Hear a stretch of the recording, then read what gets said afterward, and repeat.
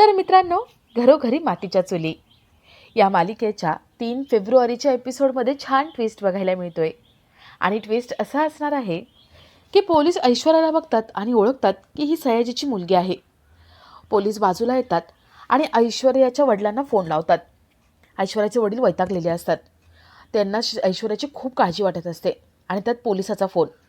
Sayaji phone घेतो आणि म्हणतो, आधीच माझी पोरगी सापडत नाही आहे आणि तू कशाला फोन करतोयस?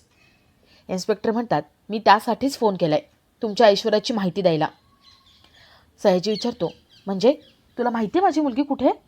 इन्स्पेक्टर म्हणतात, हो, संजीवनी हॉस्पिटलमध्ये. कावेरी, सयाजी यांच्या पायाखालची जमीन सरकते. ऐश्वर्याला काय झालं असेल याची त्यांना काळजी वाटायला लागते. ते लगेच ऐश्वर्यासाठी हॉस्पिटलमध्ये निघतात. तर इथे ऋषिकेशच्या घरी सगळे गप्पा मारत असतात आणि इलेक्शनबद्दल बोलत असतात. नाना म्हणतात, आपण किती जरी तयारी केली ना तरी तो सयाजी काही ना काही करून खोडा घालेलच. ऋषिकेश म्हणतो, पण नाना, यावेळेस इलेक्शन आपणच जिंकणार. मी चांगली जय्यत तयारी केली आहे. सौमित्र म्हणतो, दादा, ही इलेक्शन जिंकावीच लागेल. जर जिंकली नाही ना तर मग आपली काही उरली सुरली आशा पण संपून जाईल. आपल्या हातात काहीच राहणार नाही. जानकी हे सगळं ऐकते. ती रूममध्ये येते आणि रडत बसलेली असते. एका बाजूला ऐश्वर्याचा खून झालाय, तो घरातल्यांना सांगायचा आहे, आणि दुसऱ्या बाजूला इलेक्शनची गडबड. जर आपण सत्य सांगितलं तर उरली सुरली आशा पण निघून जाईल. जानकीला स्वतःचं प्रतिबिंब दिसतं. ते प्रतिबिंब म्हणतं, आता सगळं इलेक्शनवरती अवलंबून आहे. तुझं एक सत्य आणि तुझं कुटुंब कोलमडून जाईल. तुला तुझ्या कुटुंबाला वाचवायचं असेल तर ऐश्वर्याचं सत्य सांगू नकोस. जानकी सारखा ऐश्वर्याचा विचार करते. तिला बेल वाजल्याचा आवाज ऐकू येतो आणि जानकी दरवाजा उघडते. समोर तिला ऐश्वर्या दिसते. पोटाला गोळी लागलेली, रक्तात माखलेली ती ऐश्वर्या. जानकी मोठ्याने किंचाळते. आता जानकीला ऐश्वर्याचं सत्य कसं कळतंय? ऐश्वर्या जिवंत आहे हे कळल्यानंतर ऐश्वर्या, जानकी कसे एकत्र येत आहेत हे बघणंही तेवढंच इंटरेस्टिंग असेल. तर या सगळ्याची सुरुवात कशी होते ते थोडक्यात पाहू. तर मालिकेत आपल्याला असं बघायला मिळतंय की जानकी ऋषिकेशला सगळं सांगणार असते, पण माया जानकीला काहीच बोलू देत नाही. ऋषिकेश खाली जातो आणि माया जानकीजवळ बसते. माया जानकीला म्हणते, जानकी ताई, अहो काय करायला चालला होतात तुम्ही?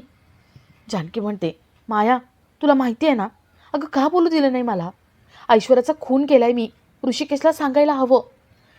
मी पाप केलंय, गुन्हा केलाय. मला सांगायचंय, मला घरच्यांना सगळ्यांना सांगायचंय. माया म्हणते, जानकी ताई, अहो ती ऐश्वर्या या जगातच नाही आहे. जानकी म्हणते, काय? पण ती जिवंत होती ना?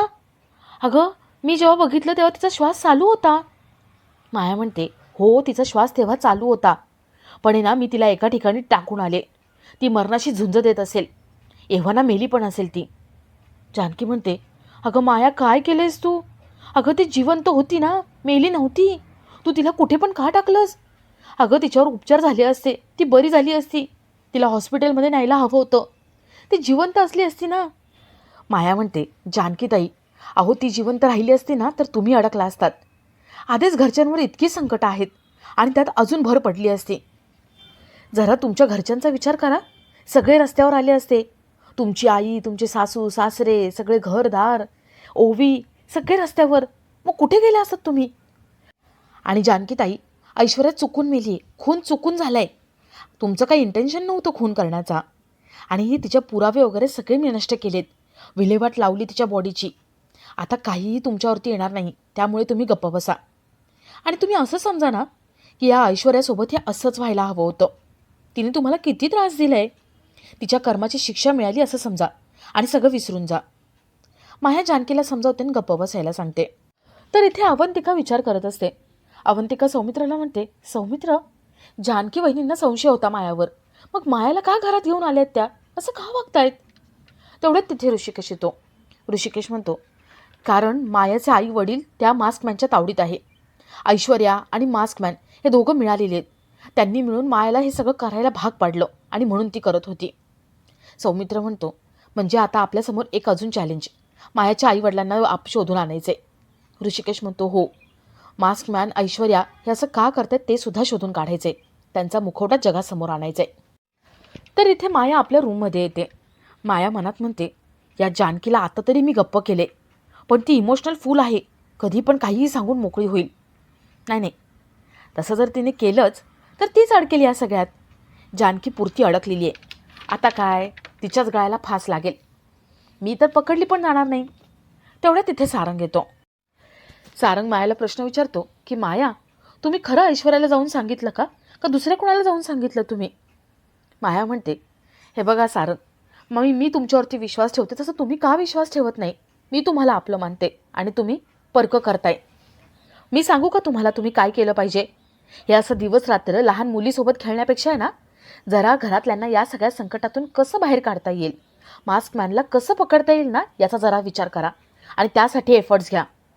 सारंग रागवतो आणि तिथून निघून जातो. माया मनात म्हणते, हे खोटं नाणं आहे रणदिवेंच्या घरातलं.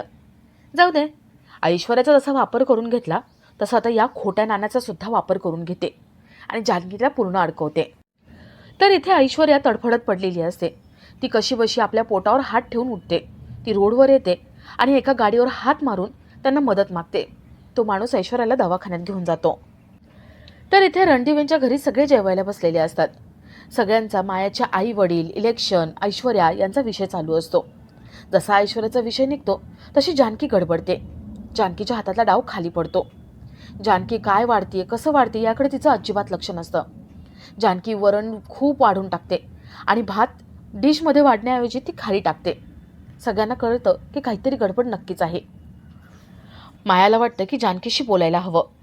माया जानकीची मदत करण्याच्या बहाण्याने किचनमध्ये जाते आणि जानकीला बाजूला घेते. माया जानकीला म्हणते, अहो जानकी ताई, बाहेर कसं वागताय तुम्ही? सगळ्यांना संशय येईल ना. जानकी म्हणते, माया बाद झालं, मला माझ्या घरच्यांशी खोटं नाही बोलता येणार. मी पाप केले. ऋषिकेशला आणि सगळ्यांना मी जाऊन सांगते. मला माहिती आहे सगळे कसे आहेत ते. मला सगळे समजून घेतील. माझ्या हातून चुकून घडले हे सगळं मी सांगते. माया म्हणते, जानकी ताई, अहो तुम्ही चुकून घडले म्हणून सांगाल, पण पुरावा आहे का तुमच्याकडे? कोर्टात पुरावा लागतो. अहो आधीच एवढे संकट आहेत घरावर आणि तुम्ही घराला वाचवायचं सोडून हे असं करताय, अजून संकटात टाकताय. जानकी ताई, अहो तुमच्यामुळे घरामध्ये एकी आहे आणि तुम्ही एकीचं कारण आहात. तुम्हीच जेलमध्ये जाऊन बसलात तर काय होईल? हे घर कोलमडेल. जरा विचार करा. जानकी म्हणते, नाही, पण मला घरच्यांना सांगायलाच हवं, ते मला साथ देतील. माया म्हणते, ठीक आहे, तुम्हाला सांगायचं ना सांगा. काय होईल माहिती आहे का? पोलीस येतील आणि ऐश्वर्याच्या खुनाच्या संदर्भात तुम्हाला अटक करून घेऊन जातील. ओवीचा तरी विचार करा तुम्ही. अहो त्या मुलीची काय चूक आहे? तुम्ही फासावर लटकाल, नाहीतर जन्मठेप होईल. अहो ओवी एकटी पडेल.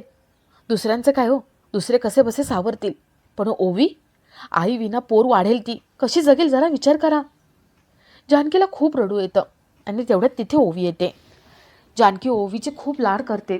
तिच्या अंगावरून मायेने हात फिरवते आणि तिला काय हवं नको ते विचारते. जानकीला हवं असतं की नाही, आपली ओवी एकटी पडता कामा नये. जसं आपण सगळं सहन केलं तसं तिने सहन करायला नको. ओवीसाठी जानकी गप्प राहायचं ठरवते. तर इथे तो माणूस ऐश्वर्याला ॲडमिट करतो आणि पोलिसांना सुद्धा कळवतो. पोलीस इथे येतात आणि ऐश्वर्याने त्यांच्याकडून कशी मदत घेतली हे सगळं लिहून घेतात. पोलीस पेशंटला म्हणजेच ऐश्वर्याला बघायला जातात. ते लांबून बघितल्या ओळखतात की ही ऐश्वर्या आहे, सयाजीची मुलगी. ते सयाजीला फोन करायला जातात आणि आपला आजचा हा भाग इथेच संपतो.